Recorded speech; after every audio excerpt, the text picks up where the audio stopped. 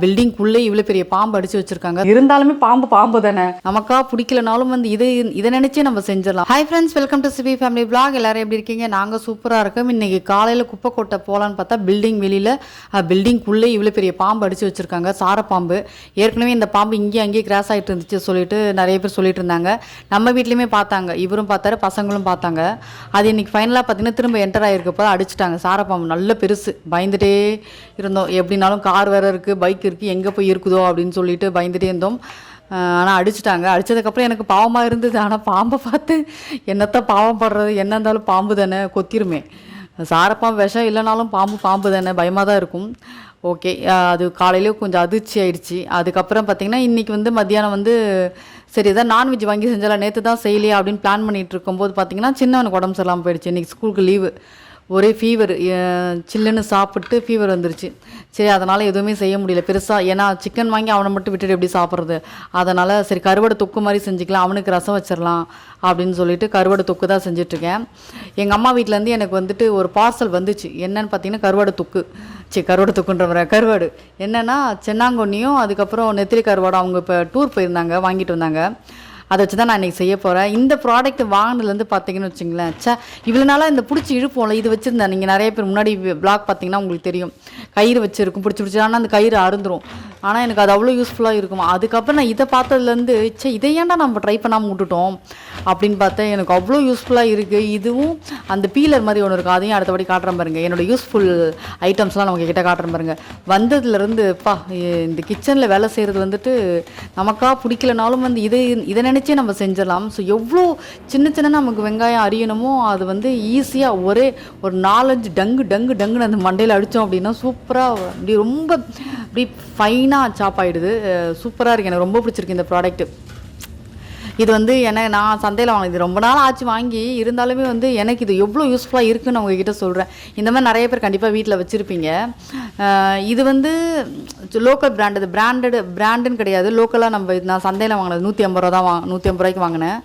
இதை விட ரொம்ப குவாலிட்டியாக எல்லாமே ரொம்ப திக்காக பார்க்கவே நல்லாயிருக்கும். அதெல்லாம் வந்துட்டு பிராண்டில் வாங்கினா இன்னும் சூப்பராக இருக்கும்னு நினைக்கிறேன்.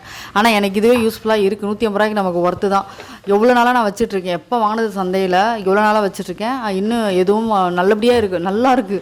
ஐயோ ஏதாவது ஆகிடுமோ, நல்லா இருக்குது. இது ஆயிடுச்சு அப்படின்னா எனக்கு ரொம்ப கஷ்டமாக இருக்குது. வெங்காயம் தக்காளி இப்போலாம் பார்த்தீங்கன்னா நான் இப்படி அறியறதே கிடையாது. நீட்டாக அறியணும், அந்த பீலர் மாதிரி ஒன்று வச்சுருக்கேன், அதில் அறிஞ்சிட்றேன். பொடியாக அறியணும் அப்படின்னா இந்த மாதிரி செஞ்சிட்றேன். வேலையும் எனக்கு பெருசாக வந்துட்டு அதிகமான வேலை மாதிரிலாம் தெரியல. ஆக்சுவலாக இதில் தோலை உரிச்சிட்டு இதில் 4 கட் பண்ணி திரும்ப இதை மாட்டி இதெல்லாம் பண்ணுறதுக்கு நான் இப்படியே அரிஞ்சிட்டு போயிடுவேன். இங்கே நிறைய யோசிக்கலாம். ஆனால் எனக்கு அது நம்மளுக்கு ஒரு அளவு இருக்குல்ல, இந்த அளவு வந்து இதில் தான் நம்ம பண்ண முடியும். குட்டியாக சூப்பராக இருந்துச்சு. எனக்கு ரொம்ப பிடிச்சிருக்கு இந்த ப்ராடக்ட். இதுக்கப்புறம் ரிப்பேர் ஆகிடுச்சு அப்படின்னா இதே ப்ராடக்ட் தேடி கண்டுபிடிச்சி வாங்குவே தவிர வேறு எதுவுமே நான் இனிமேல் வாங்கவே மாட்டேன். இதுதான் சென்னாங்கொன்னியும் நெத்திலி கருவாடு கொடுத்து அனுப்பிச்சிருந்தாங்க. சரி இன்றைக்கி நெத்திலி செஞ்சலாமா இது செய்யலாமான்னு யோசிச்சுட்டே இருந்தேன். அதுக்கப்புறம் சரி வேணா நெத்திலி நிறையாவே இருக்குது, இன்னும் நான் செஞ்சுக்கல, இதை மொத்தமாக போட்டு இன்றைக்கி முடிச்சிடலாம் அப்படின்னு சொல்லிட்டு இது தக்காளி தொக்கு மாதிரி செய்வாங்களே, கருவாடு தொக்கு மாதிரி, அந்த மாதிரி செஞ்சிடலாம் அப்படின்னு சொல்லிட்டு அப்படி தான் பிளான் பண்ணியிருந்தேன். ஸோ வெங்காயம் தக்காளி அரிஞ்சு வச்சுட்டேன். இதுக்கு வந்து பூண்டு போட்டு செஞ்சால் ரொம்ப டேஸ்ட்டாக இருக்கும். பச்சை மிளகா போட்டாலும் டேஸ்ட்டாக இருக்கும். நான் மிளகாவே கொஞ்சம் காரமாக போட்டுக்கலாம் அப்படின்னு சொல்லிட்டு பச்சை மிளகா போடலை. நீங்கள் ஆனால் பச்சை மிளகா போட்டு ட்ரை பண்ணி பாருங்கள், செம்ம டேஸ்ட்டாக இருக்கும். பூண்டை நல்லா இடித்து வச்சுட்டேன். முதல்ல இந்த கருவாடு வாங்கும் போதெல்லாம் எனக்கு அப்போ தெரியாது. நான் என்ன செய்வேன், சுடு தண்ணியில் நல்லா போட்டுருவேன். அது என்ன ஆகுனா அது அதிலே சுடு தண்ணியில் கருவாடில் ரொம்ப சாஃப்ட் இல்லை, சுடு தண்ணியிலே வெந்து பிஞ்சு வந்துடும். அப்புறம்தான் வந்து இதே போல் நான் ரீல்ஸ்லேயோ யூடியூப்லேயே தான் பார்த்தேன். நீங்கள் அப்படி கருவாடை அலசுகிற மாதிரி இருந்தால் பச்சை தண்ணியிலே போட்டு அலசுங்க அப்படின்னாங்க. அதுக்கப்புறம் அப்பத்துலேருந்து நான் யூஸ் பண்ண ஆரம்பித்தேன். ஸோ இது வந்து நிறைய பேருக்கு தெரிஞ்சிருக்கும், தெரியாதவங்க இதை பார்த்து நீங்கள் தெரிஞ்சுக்கலாம்ல, அதுக்காக தான். அன்னிலேருந்து பார்த்தீங்கன்னா நான் பச்சை தண்ணியில் மட்டும்தான் போட்டு சும்மா அலசுறது. என்னென்ன கருவாடு வாங்கி செய்ய யோசிப்பேன்னா மண் இருக்கும், எவ்வளோ தான் வாஷ் பண்ணாலும் எங்கேருந்து தான் மண் வருதுன்னு தெரியல. அதனாலேயும் எனக்கு இந்த கருவாடு கீரை இதெல்லாம் செய்கிறதுக்கு நான் யோசிப்பேன். ஆனாலுமே நல்லதுன்றதால நல்லா 1க்கு 10 வாட்டி வாஷ் பண்ணிடுவேன். ஸோ கருவாடை தொக்கு எப்படி செய்யலாம் பார்க்கலாமா? நான் வந்து கடலெண்ணெய் எடுத்துக்கிட்டேன். அதில் வந்து கடுகு கொஞ்சம் போட்டு பூண்டு இடித்த பூண்டு போட்டுட்டு, பூண்டு பேஸ்ட்டாக போடாமல் இடித்த பூண்டை போட்டுட்டு, வெங்காயம், கொஞ்சம் உப்பு, மஞ்சத்தூள் போட்டுட்டு நல்லா இது பண்ணிவிட்டு இது தக்காளி போட்டுட்டு கருவேப்பிலை போட்டு அதுக்கப்புறம் நல்லா அலசி வச்ச சென்னாங்குனி இதில் போட்டுட்டு மிளகாத்தூள், நான் வீட்டு மிளகாத்தூள் தான் போட்டிருக்கேன். செம்ம காரமாக வேணும்னு தோணுச்சு, அதனால் கொஞ்சம் காரமாக தான் சேர்த்துருக்கேன். போட்டுட்டு இதையும் நல்லா வதக்கிட்டு புளி தண்ணி இதில் நல்லா சேர்த்துக்கோங்க. இது வந்து என்ன ஆகும்னா அந்த காரம் இந்த கருவாடு ஸ்மெல்லு, இந்த புளி லைட்டாக புளிப்பு இதெல்லாமே சேரும்போது செம்ம டேஸ்ட்டாக இருக்கும். அதனால் ரொம்ப புளிப்பு சேர்க்க வேண்டாம், அப்படியே ரொம்ப புளிக்குழம்பு மாதிரி ஆகிடுப்போம். அதனால் கொஞ்சம் அந்த புளிப்பு லைட்டாக தெரியறதுக்காக கொஞ்சம் புளி சேர்த்துட்டு தேவையான அளவு தண்ணி. இது வந்து இந்த மிளகாத்தூள் ஸ்மெல் மட்டும் போனால் போதும், ஏன்னா இது வேகணும்னு அவசியம் கிடையாதுல்ல.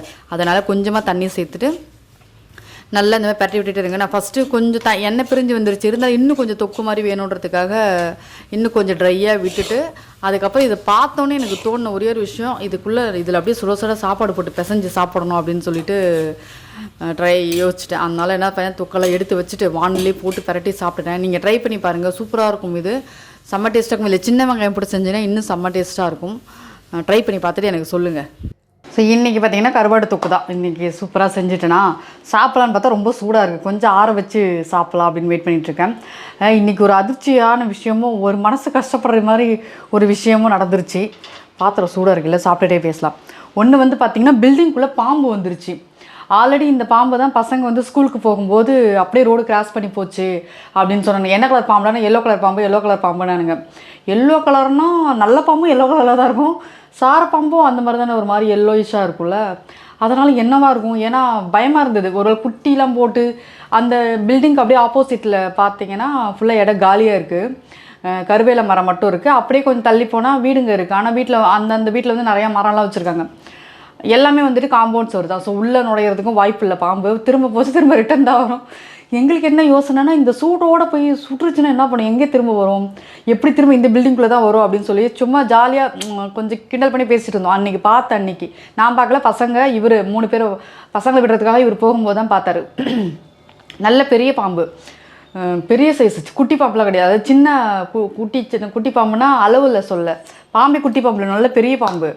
அதனால் சரி கண்டிப்பாக வந்து திரும்ப வரும் போல் அப்படின்னு நினச்சிட்டு நாங்கள் வேறு கார் கவர் போடாமல் இருக்கோம், காரை வேறு ரொம்ப நாளாக எடுக்காமல் வேறு இருக்கோம்.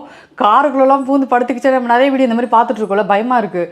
பைக்கு காரு இந்த மாதிரி இடத்துலலாம் நிறைய சுருட்டிக்கிட்டு இருக்குது அப்படின்னு சொன்னாங்க. இப்போ சாரப்பாம்பு விஷம் இல்லைன்னு சொல்லி கேள்விப்பட்டிருக்கேன், அது கரெக்டாக நமக்கு தெரியும். இருந்தாலுமே பாம்பு தானே, சரியா அப்படி இருக்குது, அப்படியே போயிடுச்சு, அது முடிஞ்சிருச்சு. இன்னைக்கு காலையில் கீழே குப்பை கொட்டலான்னு போனால் எவ்வளோ பெரிய பாம்பு. இது வந்து நான் உங்களுக்கு ஃபோட்டோ வரும் பாருங்கள் ஸ்டார்டிங்கில். அந்த பாம்பை வந்து அட்டாச் பண்ணுறது, அந்த பாம்பை அடித்து வச்சுருக்காங்க, செத்துருச்சு, தலையில் அடிச்சிட்டாங்க போல். கீழே குப்பை கொட்டலான்னு போனால் அவ்வளோ பெரிய பாம்பு, சாரப்பாம்பு, பெருசு, நல்ல பெருசு. காலையில் வரும்போது செக்யூரிட்டி பார்த்து அடிச்சிட்ருக்காரு. அப்புறம் என்ன ஆகிடுச்சு, அது செத்து போச்சு. இருந்தாலுமே பார்த்துட்டே இருக்கு, வாயு முகமே இவ்வளோ குட்டியாக தான் இருக்கும், நல்ல நீளம். அது பார்க்கும்போது பாவமாக இருந்தாலும் பயமாக வேறு இருக்குது. பாவமாக இருக்கா அப்படின்னு என் வீட்டுக்கு பாவமாக இருக்க உனக்கு பார்க்க அப்படின்னாரு. பாவம் அது அநியாயமாக வந்து செத்துருச்சு அப்படின்ற மாதிரி இருந்துச்சு. ஆனாலும் பார்க்கவே நமக்கு பயமாக இருந்தது. அது ஒரு இன்சிடென்ட் நடந்துச்சா. இன்னொரு விஷயம் என்ன நடந்துச்சுன்னா, இருங்க சாப்பிட்டுட்டே பேசலாம். கருவாடு தொக்கு எப்படி வந்திருக்குன்னு சொல்லிட்டு, அப்பா செம்ம சூடாக இருக்குது. கருவாடு தொக்கு வந்து எங்கள் அம்மா எடுத்துகிட்டு வந்தாங்க. சென்னாங்குண்ணி, அதுக்கப்புறம் சென்னாங்குண்ணி தானே சொல்லுவாங்க, சென்னாங்குண்ணி, அதுக்கப்புறம் வந்து இது நெத்திலி கருவாடு, 2த்தையும் எடுத்துகிட்டு வந்தாங்க. சரி இன்றைக்கி வந்து இது செஞ்சிடலாம் அப்படின்னு சொல்லிட்டு செஞ்சுட்டேன். சூடாக இருக்குது, சாப்பிட்லான்னு பார்த்தா. இன்னொரு கஷ்டமான விஷயம் என்ன நடந்துச்சுன்னு பார்த்தீங்கன்னா, இவர் வந்துட்டு ஒரு ஃபோட்டோகிராஃபி பண்ணார். அவங்களோட என்கேஜ்மெண்ட் ஃபோட்டோ அவங்க முடிச்சு ஆல்பம் ரெடி பண்ணியாச்சு. ஆல்பம் வந்தாங்க. வந்துட்டு என்கேஜ்மெண்ட் தான் இவ்வளோ பெரிய பொண்ணாக இருப்பாங்க. சொல்லும் போதே மனசு எனக்கு ரொம்ப கஷ்டமாக இருக்குது. என்கேஜ்மெண்ட் பொண்ணு உட்காந்துட்டு இருந்துச்சு. அப்போ தான் உள்ளே வந்தாங்க, வாங்க உட்காருங்க சாப்பிட்றீங்களா அப்படின்னு. வேணாம் ஆன்ட்டின்ருச்சு. ஐயோயோ என் மனசு ரொம்ப கஷ்டமாயிடுச்சு.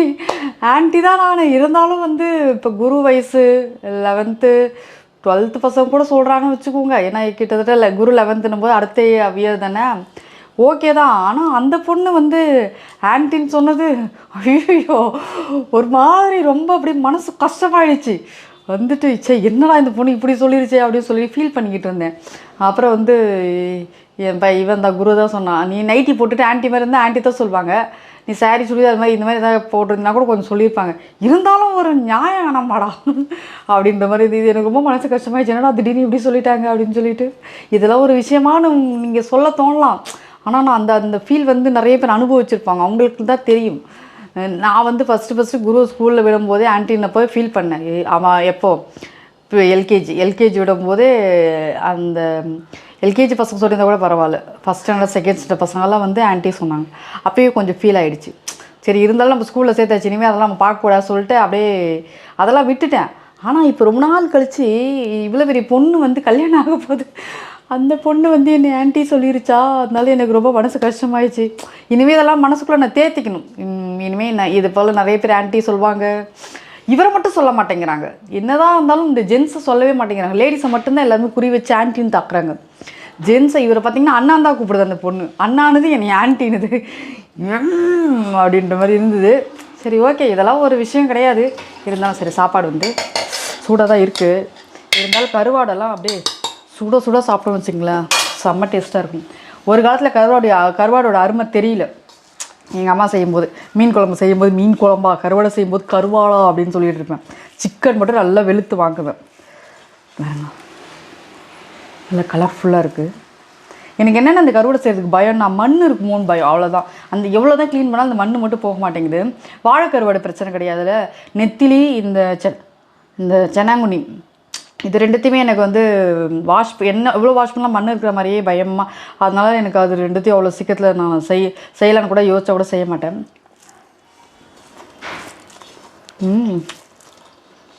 நல்லா காரமாக நீங்கள் சாப்பிட்டு சொல்கிறேன். நல்லா காரமாக செம்ம டேஸ்ட்டாக சூப்பராக இருக்குது. புளி தண்ணி நீங்கள் ஆட் பண்ணிக்கோங்க, இல்லைனா ப்ளைனாக தக்காளி தூக்கு மாதிரி ஆகிடும். புளி தண்ணி ஆட் பண்ணிங்க அப்படின்னா அது கொஞ்சம் நல்ல டேஸ்ட் கொடுக்கும் உங்களுக்கு. சமகாரம், ஆனால் எனக்கு ரொம்ப பிடிச்சிருக்கு. அது சுட சுட சாப்பிடும்போது அது ஒரு டேஸ்ட் தனியாக இருக்கும்ல. அது இந்த மாதிரி வானல்லாம் பரட்டி சாப்பிடணும்னு வச்சுங்களேன், அதெல்லாம் அப்படி உருண்டை கட்டி சாப்பிடணும்.